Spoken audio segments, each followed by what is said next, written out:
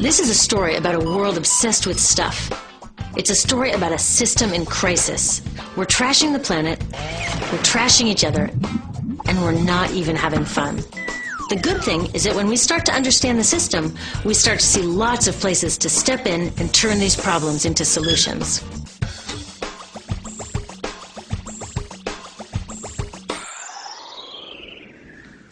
Can I tell you, I love my Pantene Pro V.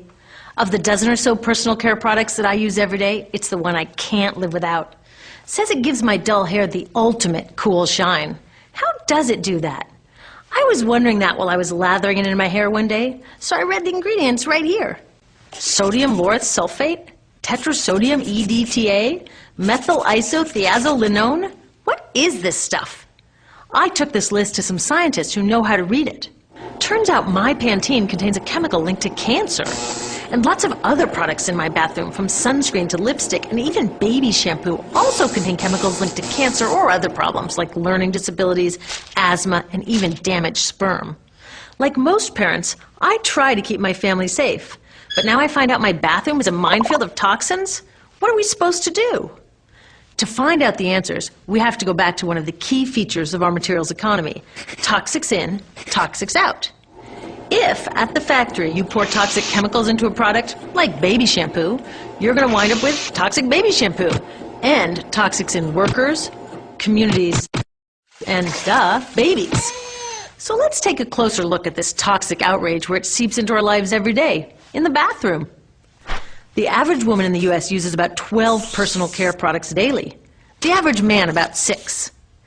Each product containing a dozen or more chemicals. Less than 20% of chemicals in cosmetics have been assessed for safety by the industry's safety panel, so we just don't know what they do to us when we use them. Would you fly on an airline that only inspects 20% of its planes? Of course, not all of these chemicals are dangerous, but we know that many are. Some are carcinogens. That means that they can cause cancer.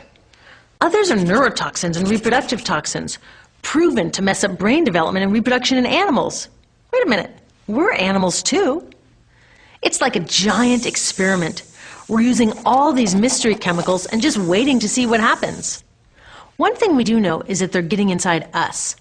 I had my body's toxicity levels tested, and I'm loaded with things like mercury, flame retardants, triclosan, and lead. We all are. Even babies are being born pre-polluted. Now, I know we can't live in a lead-free world, but do we have to put lead in our lipstick? I don't know. Maybe it's my fault. Maybe I just bought the wrong thing. At the store, the choices seem endless. I can get lipstick in 49 shades, or shampoo for hair that's too dry, oily, fine, limp, or frizzy. But what about the choices that really matter? Like the choice to buy products that are safe? It turns out the important decisions don't happen when I choose to take a product off the shelf. They happen when companies and governments decide what products should go on the shelves. So who are these companies? This is Procter & Gamble. They're the ones offering me Herbal Essences, the #2 shampoo in the country. It contains toxic petrochemicals made from oil. Since when is oil an herb? On cosmetics labels, words like herbal, natural, even organic have no legal definition. That means that anybody can put anything in a bottle and call it natural, and they do. I mean, can you imagine a top seller called Petro Essences? Gross. What's even nastier are hair relaxers marketed to 5-year-olds and skin whitening creams. These are super toxic, both in their ingredients and in the message they send about what beauty is. Oh, here's Estee Lauder offering me a chance to help find a cure for breast cancer. That's nice. But wait, they're also using chemicals linked to cancer. Don't you think the best way for Estee Lauder to fight cancer is to stop using those chemicals in the first place? So really, I get to choose between meaningless claims on a bottle. But these guys get the real choice about what goes into those bottles. And that happens back here, at the factories where they're formulated. Why do the makers of these products use all these toxics? Are they trying to poison us? No, they're just working from a 1950s mindset when people were totally swept up in better living through chemistry. In all that excitement, they forgot to worry about human health impacts. That was years ago, and they're still using these same old toxic chemicals. Today, big cosmetics companies say the doses of poison in their products are small enough to be harmless. Yeah, maybe if you use them once a year. I guess they never get out and see that their products are being used and combined with other products every day. A little toxic dose under your arms, a little more on your hair, on your lips. And workers in nail and hair salons get dosed all day long. So the industry is used to doing things this way. And they can. Because even now that scientists have linked the chemicals they're using to all sorts of problems, there are no laws to get rid of them. You're thinking, really? Come on, nobody's making sure that the stuff we smear all over our bodies is safe? Nope. The FDA doesn't even assess the safety of personal care products or their ingredients. Since 1938, they've banned just 8 out of over 12,000 ingredients used in cosmetics. They don't even require that all of the ingredients be listed on the label. Now, this is an example where we can all agree a little more government action would be helpful. This lack of regulation leaves a huge hole that the cosmetics industry is all too happy to fill.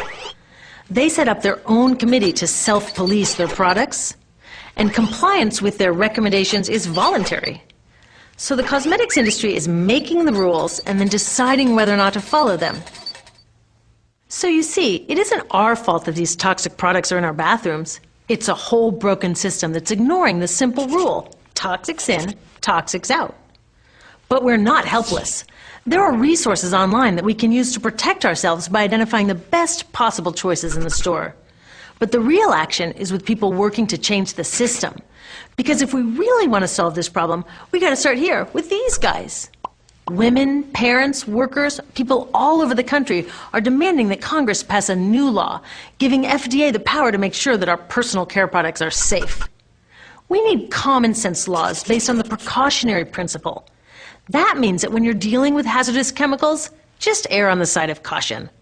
Let's not debate how much lead should be allowed in lipstick. Just get the toxic chemicals out of our products. Smarter laws would force companies to get past that old 50s mindset and figure out how to get us all clean and shiny without toxic chemicals. Can they? Totally. Many responsible cosmetics companies are already putting safer products on the market. Green chemists are developing substances that are designed to be safe and non-toxic in the first place. European governments have required the removal of many toxic chemicals, and companies have figured out how to comply. When cosmetics are reformulated to be safe and labeled honestly, then we can feel comfortable with the choices available at the store. We can choose bouncy hair or full hair, shiny lipstick or matte. We can even choose to feel beautiful without using 20 products. But we'll know that whatever we choose, the most important choice, the choice to be safe and healthy, has already been made.